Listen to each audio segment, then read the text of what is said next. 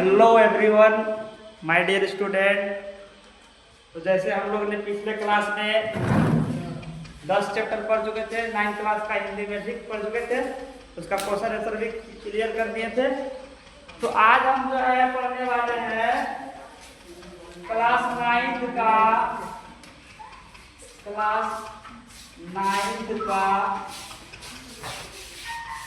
Subject Hindi में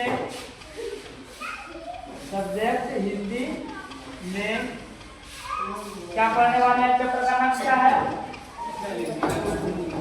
सूखी नदी का पुल। तो चैप्टर पढ़ना है क्या?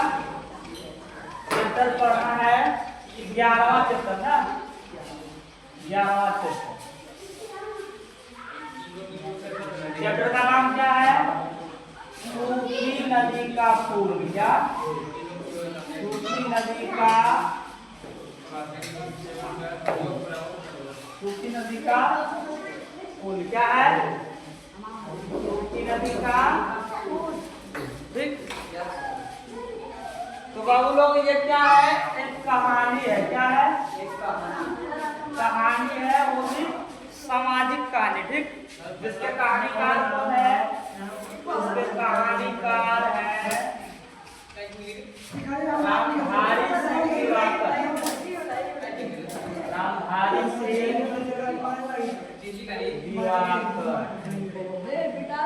सिंह ठीक। तो हम लेखक परिचय जानने से पहले इस कहानी का कुछ मुख्य बातें जान लेंगे। ठीक, तो एक कहानी है,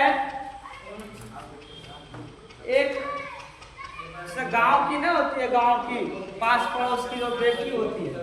ठीक, गांव की एक बेटी की कहानी है। ठीक, जो क्या करती है कि एक दुश्मनी वाला गांव, एक ही गांव में क्या होता है, दो अलग अलग टोले के बीच क्या होता है? दुश्मनी होता है जमीन को लेकर के। ठीक, जमीन भूमि विवाद के कारण क्या होता है, इन दोनों टोलों में क्या होता है, दोनों टोले में मतभेद हो जाता है। इसी मतभेद को जो क्या करता है, दोस्ती में बदलने का काम जो करती है, इस कहानी की एक नायिका है। ठीक, जिसका नाम लीलावती होती है। क्या होती है? लीलावती। वही इन टूटे हुए दो अलग अलग टोलों को जोड़ने का कार्य करती है, इसलिए इसका नाम क्या रखा गया है? सूखी नदी का पुल। क्या? सूखी नदी का पुल। तुम लोग देखता होगा कि नदी के दो किनारों को जोड़ने के लिए पुल का प्रयोग किया जाता है। कहता है कि नहीं? नदी में दो अलग अलग किनारे होते हैं, पता है कि नहीं? और इन दोनों किनारों को जोड़ने का कार्य जो करती है वो कौन करती है? तो पुल। कौन करती है? पुल। तो इसी कहानी में जो है दो अलग अलग टोलों के बीच बढ़ते मतभेद को दोस्ती में बदलने के लिए और टोले को जोड़ने का जो कार्य करती है वो कौन करती है? इस कहानी की नायिका, जिसका नाम क्या होता है? लीलावती। क्या? लीलावती। ये वो उस वही महिला की कहानी के बारे में इसमें दिखाया गया है। ठीक, तो सबसे पहले हम जानेंगे लेखक रामधारी सिंह दिवाकर का परिचय। क्या जानेंगे? परिचय, जीवन परिचय। क्या पढ़ेंगे? जीवन परिचय। तो लिखना है आप लोग, क्या लिखेंगे? फर्स्ट पॉइंट हमको लिखना है रामधारी सिंह दिवाकर। रामधारी सिंह दिवाकर का जन्म। रामधारी सिंह दिवाकर का जन्म अररिया के नरपतगंज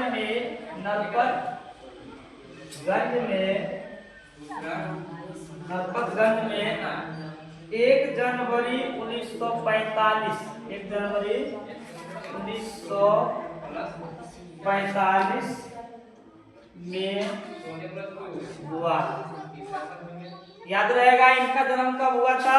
तो इनका जन्म जो है अररिया जिले, बिहार के अररिया जिले के अंतर्गत एक गांव आता है, एक स्थान का नाम आता है नरपतगंज। क्या?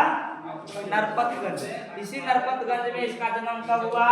1 जनवरी 1945। 1 जनवरी 1945। ठीक, दूसरा पॉइंट लिखेंगे कि इनकी शिक्षा। ठीक, इनकी शुरुआती शिक्षा जो हुआ ग्रामीण वातावरण में हुआ। सभी का बचपन का पढ़ाई कहाँ होता है? गांव में होता है। गांव के आसपास के जगहों पर होता है कि नहीं? तो इनकी पढ़ाई लिखाई कहाँ हुई थी? तो ग्रामीण वातावरण में। ठीक, सब में लिखेंगे इनकी प्रारंभिक शिक्षा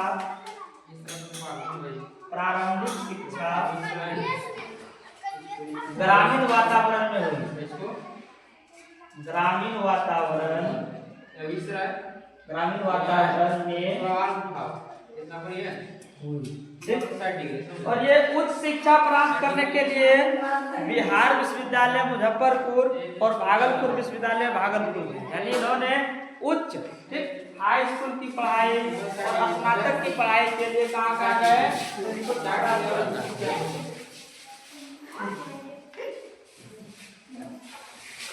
लिखो, देखो ये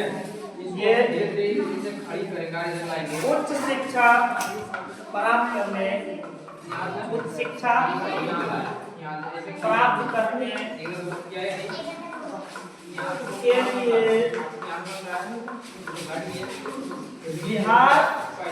के लिए बिहार विश्वविद्यालय मुजफ्फरपुर और भागलपुर विश्वविद्यालय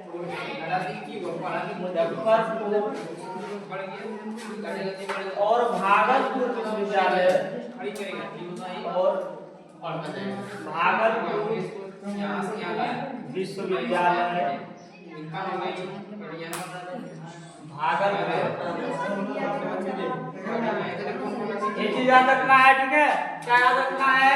इन्होंने उच्च शिक्षा के लिए कहाँ गए? तो दो विश्वविद्यालयों से इन्होंने उच्च शिक्षा प्राप्त किया। पहला कहाँ से किया? तो बिहार विश्वविद्यालय मुजफ्फरपुर से, ठीक, और दूसरा कहाँ से किया? भागलपुर विश्वविद्यालय भागलपुर से। ठीक, याद रह जाएगा।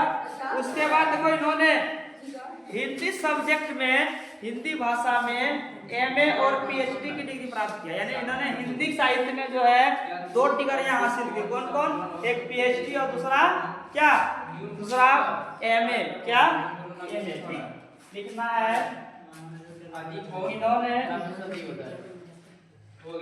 इन्होंने दोनों हिंदी में एमए दोनों के जोड़ के और पीएचडी की डिग्री प्राप्त की।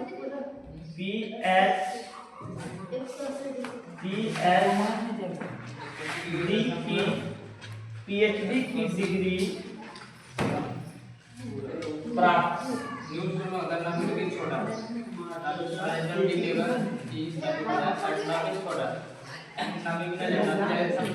अगला कौन लिखना है? अध्यापन को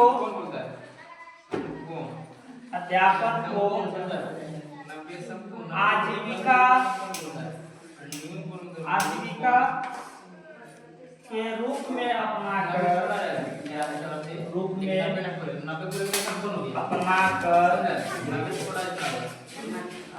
ये मिथिला विश्वविद्यालय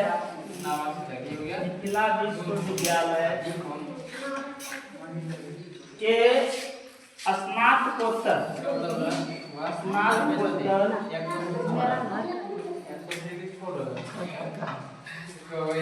हिंदी विभाग से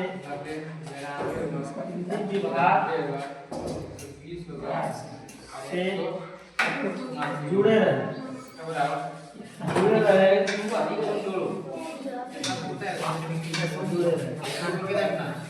ये कई वर्षों तक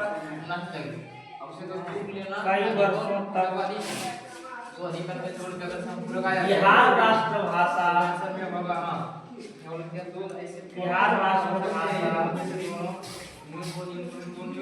परिषद के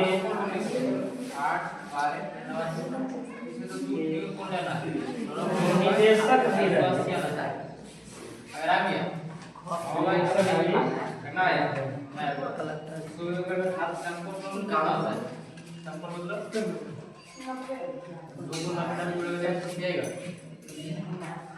नोट करो इसकी होगा बोलेगा होगा पूरा तो कौन होगा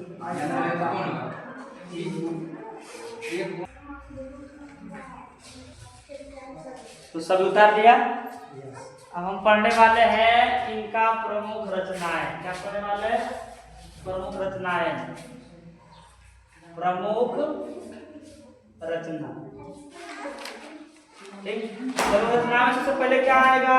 तो सबसे पहले इन्होंने बहुत सारी कहानियां लिखी है। ठीक, तो पहला पॉइंट लिखना है कहानी। क्या? कहानी। ठीक, कहानी में लिखना है इन्होंने क्या लिखा।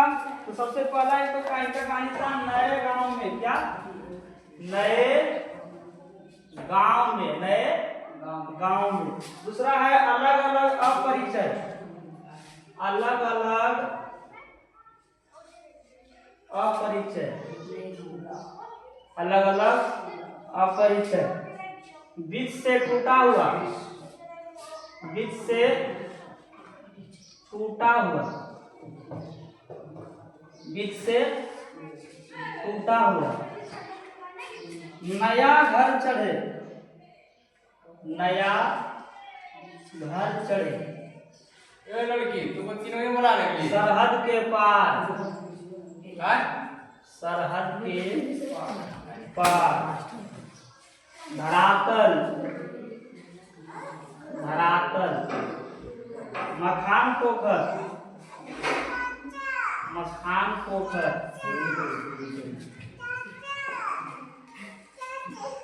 मखान पोखर।